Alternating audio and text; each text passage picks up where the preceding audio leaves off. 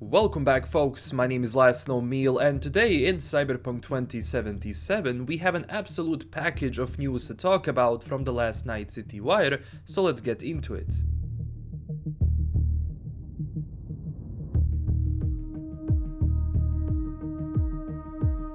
First off, one thing that I want to show immediately is the updated character creation screen we got.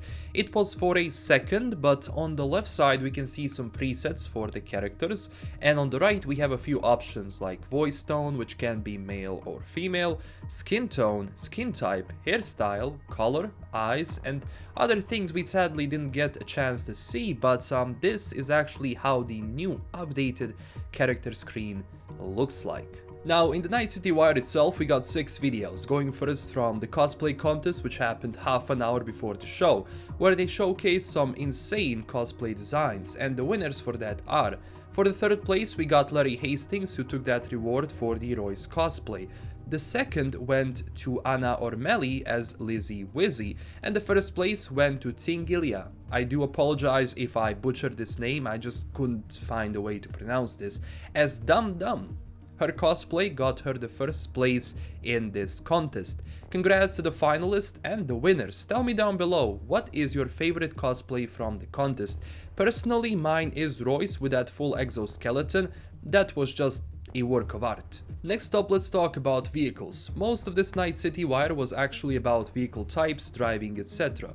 And in the Rise of the Dark Future trailer, we had seen a lot, like classes themselves. First one being economy, which is mostly utility vehicles, perfect for covert stealth operations. Next up, we have executive branch of vehicles that are more of your badass vehicles where you show off your true style.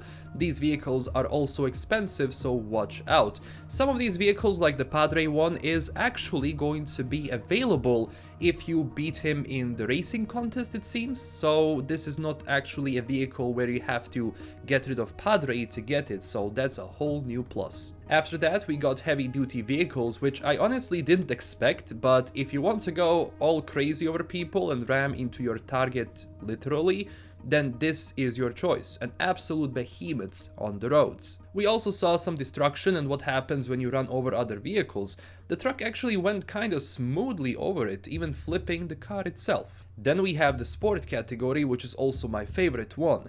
That means Quadra in this image has 666 horsepower, enough to blast you through the streets. Also, this vehicle in the middle, this has to be General Lee inspiration from Dukes of Hazzard. It's very similar to the original design from that show. I mean, I could be wrong here, but tell me what you think about it. And in the end, we have the HYPERCARS. These are super expensive cars that only the richest and the most powerful actually have. Not only that these vehicles provide speed, they also provide armor. Most of the cars also have like special features that make you feel like you are driving a tank. Like the Rayfield Caliber model, it has 1600 horsepower. This baby will be flying through the streets, and it's shaping up to be one of my favorite cars in the game. Also, all of these cars come in different variants, but as devs actually said in that video where they were getting the audio and sounds for vehicles, they want to make sure that the engine sounds like a combustion engine, even though this is the future, which I absolutely agree with. They will give you that feeling you are in 2077 through various other things like AI in the vehicle, some other, let's say, visual aspects, but the overall engine, it's going to stay the combustion engine. The audio team, which actually got the sounds from the cars, did an amazing job. The amount of dedication here was insane. And on top of that, CDPR has a partnership with Porsche because an original Johnny Silverhand 911 is going to be in the game.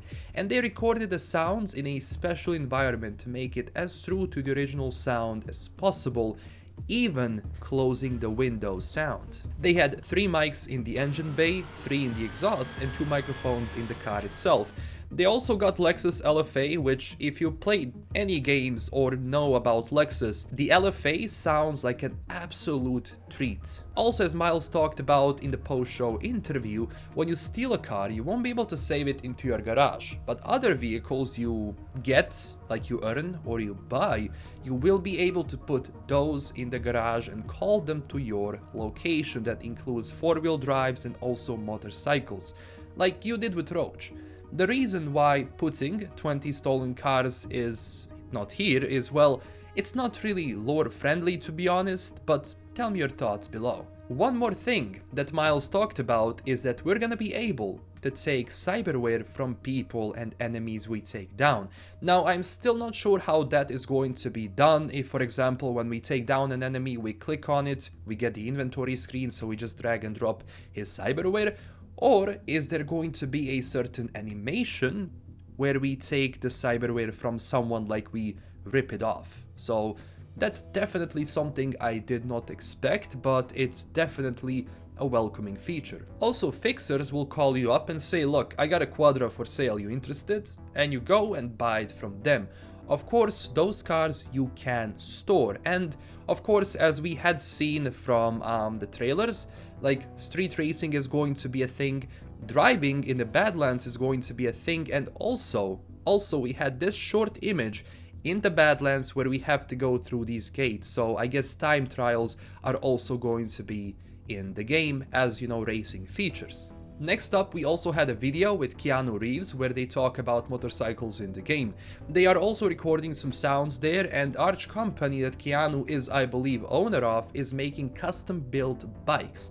And they actually made one for Cyberpunk. It was an absolute blast to watch him talk about it. So yes, a very special bike is going to be in the game from Keanu's company. Later on, they went more into styles of Night City like kitsch, neo-militarism, neo-kitsch, and anthropism. We knew about these styles, but they went more into the lore itself because yes, each of these styles is tied to where you're coming from, but it also shows how much you can actually customize your character, and of course you will have both full costumes that you can put on in the game, and of course you will have separate pieces of clothing you can combine to make your V stand out the most. We even had a look at Lizzie Wizzy for a second, and the new look is actually stunning. We can even hear Grimes' voice acting for a quick second there. And at the end of that trailer we had Ziggy Q, a media guy, flying in front of the Crystal Palace in the background. Yes, the Crystal Palace is there, but of course it could be a material for expansion. In the base game, I highly doubt Crystal Palace would be available. It's a really good expansion material, and on top of that, like, to really give it justice and to give it the size and basically what it deserves, Crystal Palace is just too much work to be put into a base game. Also, at the end of that trailer, we had a bit more trippy sequence where the attention is put on Jackie. We even see him getting knocked out in that club, and also we had a chance to see Mama Vels for a split second. Honestly, this entire sequence is foreshadowing Jackie to die, like we've seen in the third trailer for the game.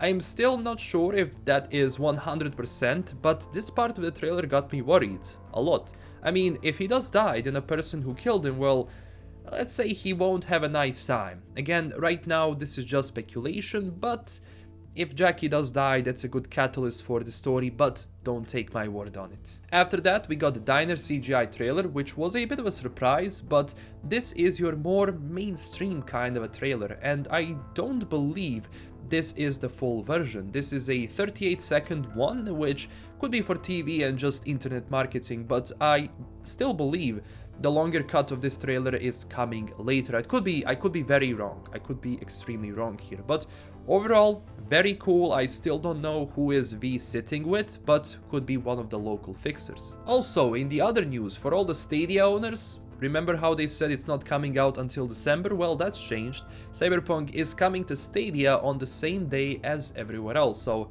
November 19th. There are also other brand-related news, like Cyberpunk doing a deal with Old Spice, which I thought that was a Photoshop, but it's not.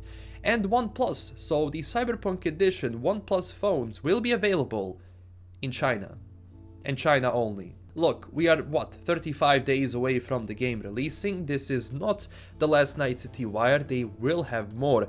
The marketing itself is going crazy now. I could expect even more in the next couple of weeks as they do one final push of the game onto the market. So that's it for this news video. Tomorrow I will be going through the rides of the Dark Future trailer, analyze it because there is just so much juicy info in it. Thank you all for watching. If you want to go through the stream itself of NCV, the link is below. And if you enjoyed this video, click that like and subscribe button for more Cyberpunk news, lore and explanation videos. Join our growing community on Twitter and Discord, and I do have a Patreon page. If you wanted an extra way to support the channel, you can do it through there. And huge thanks to my current Patreon supporters. This is LKM signing out, and stay classy everyone.